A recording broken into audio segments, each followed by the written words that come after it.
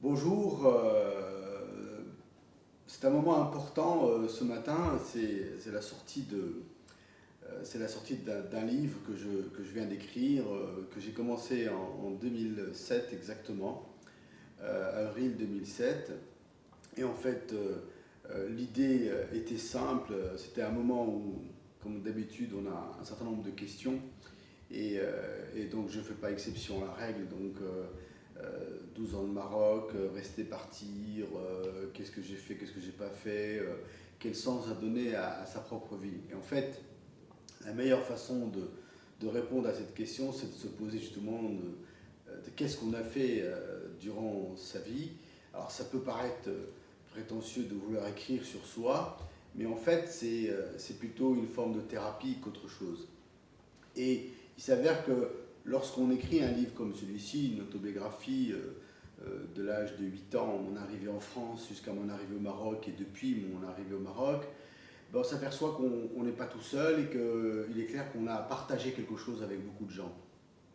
Et moi, je voulais partager cette expérience d'abord d'enfance en France, avec ses joies et ses peines, son intégration, les problèmes d'intégration qui s'opposent aujourd'hui.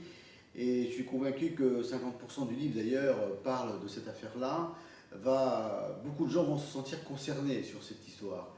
Et c'est ce que je voulais vraiment partager pour expliquer qu'il est possible de grandir en France dans les meilleures conditions possibles dès lors qu'un certain nombre d'éléments sont réunis, que ce soit d'abord une famille autour de soi, que ce soit son environnement, que ce soit l'école de la République qui est un élément structurant, qui est un élément fort, qui permet ensuite de trouver un travail. Alors certes, ce n'est pas facile pour tout le monde, en fonction des quartiers où on habite, néanmoins, j'ai eu aussi beaucoup de chance d'évoluer dans une ville comme Dreux, où il y avait beaucoup de choses qui étaient faites pour les gens de quartier, etc. etc.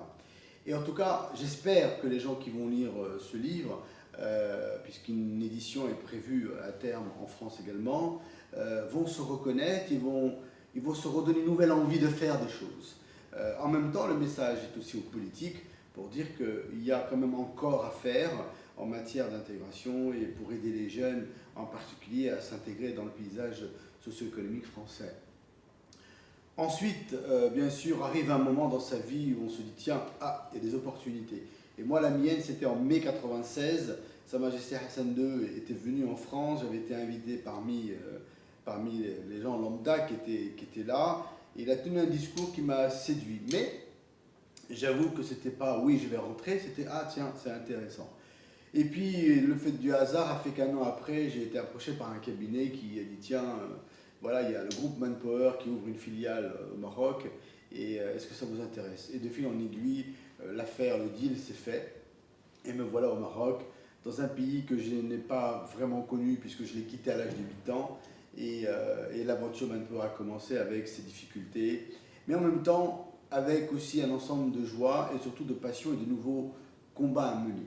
Étant quelqu'un de très militant, puisque c'est comme ça que je me définis, je me suis concentré sur la cause du marché de l'emploi et du travail, sur les problèmes sociaux, sur le problème de déclaration des salariés, mais le marché du travail temporaire. Et bien sûr, j'ai commencé à écrire différentes tribunes dans la presse, etc. etc. Mon engagement ici, c'est simplement pour dire que le Maroc est un pays en devenir. Malgré ses difficultés, il y a encore beaucoup de choses à faire dès lors que celle qu'on appelle l'élite s'investit réellement aujourd'hui dans ce pays. Et ce que je voulais dire à travers cette deuxième partie du livre, c'est que l'envie de Maroc, ben, ça s'entretient, ça se développe. Et si on n'a pas proprement envie de Maroc quand on est à l'intérieur, on ne peut pas donner aux gens de l'extérieur de l'avoir envie du Maroc.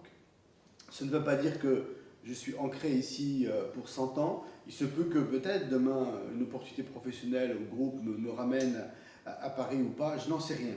Ce qui est sûr, c'est que je voulais écrire un livre qui soit suffisamment positif, mais en même temps suffisamment objectif, pour que les gens tiennent compte de nos propres réalités, des chantiers qu'il y a à mener, comme l'éducation, qui est un sujet très très fort, qui est pour moi le sujet de ce siècle qui n'a pas encore été abordé dans les bonnes conditions, que ce soit les problèmes de santé, que ce soit les problèmes de justice.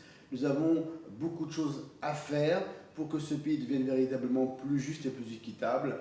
Il est dans de bonnes voies, mais en même temps, il nous faut beaucoup plus nous mobiliser pour que ensuite on puisse donner un peu de lumière à ceux qui sont encore dans la pénombre. Et je crois que l'ambition seule de ce livre, c'est simplement de partager cette ambition, cette envie de Maroc et rien d'autre. Et j'espère en tout cas qu'il vous plaira. Donc n'hésitez pas à m'écrire sur le blog. Je suis tout à fait prêt à entendre tout. Bien sûr, ce qui plaît, ce qui ne plaît pas, de manière à faire avancer le débat ensemble. Merci. À très bientôt.